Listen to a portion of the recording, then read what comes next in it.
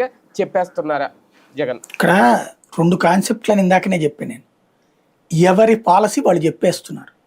ఇప్పుడు చంద్రబాబు గారు ఏంటంటే వీళ్ళందరికీ ఇప్పుడు ఆ రియల్ ఎస్టేట్ భరోసా ఇవ్వడం కోసం అమరావతిని చట్టబద్ధ రాజధానిగా ప్రకటిస్తే మధ్యలో ఎవడొచ్చినా ఎవడపోయినా సరే అది బాగుపడుతుంది అని చట్టబద్ధత కోసం ప్రయత్నిస్తున్నారు ఆయన. ఇప్పుడు అంటే ప్రైవేట్ నిర్మాణాలు పెరుగుతాయనా స్టార్ట్ అయిపోతాయి? అసలు ప్రైవేట్ నిర్మాణం ఎట్లా వస్తుంది సార్, నాకు తెలియక అడుగుతాను.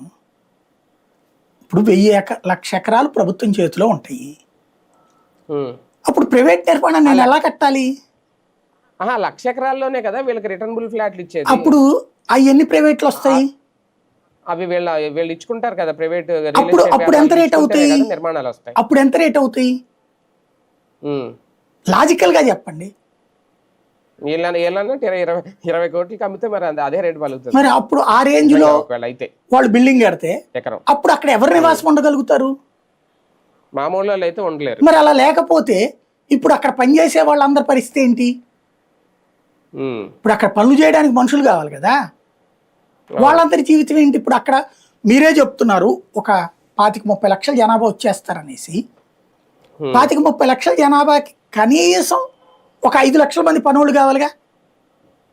అది దోబీనా, హౌస్ కీపింగా, ప్లంబరా, ఇలాంటి బోల్డ్ అని పోస్టులు ఉంటాయి కదా, పనులు ఉంటాయి కదా. అవన్నీ చేసేవాళ్ళు కనీసం 3-4 లక్షల మంది కావాలి కదా. అంటే అందరం దానికి నిచ్చినేస్తున్నారా బాబు గారు? ఇప్పుడు ఏంటంటే ఒక సెంటిమెంట్ బేస్ చేసుకుని ఆ సెంటిమెంట్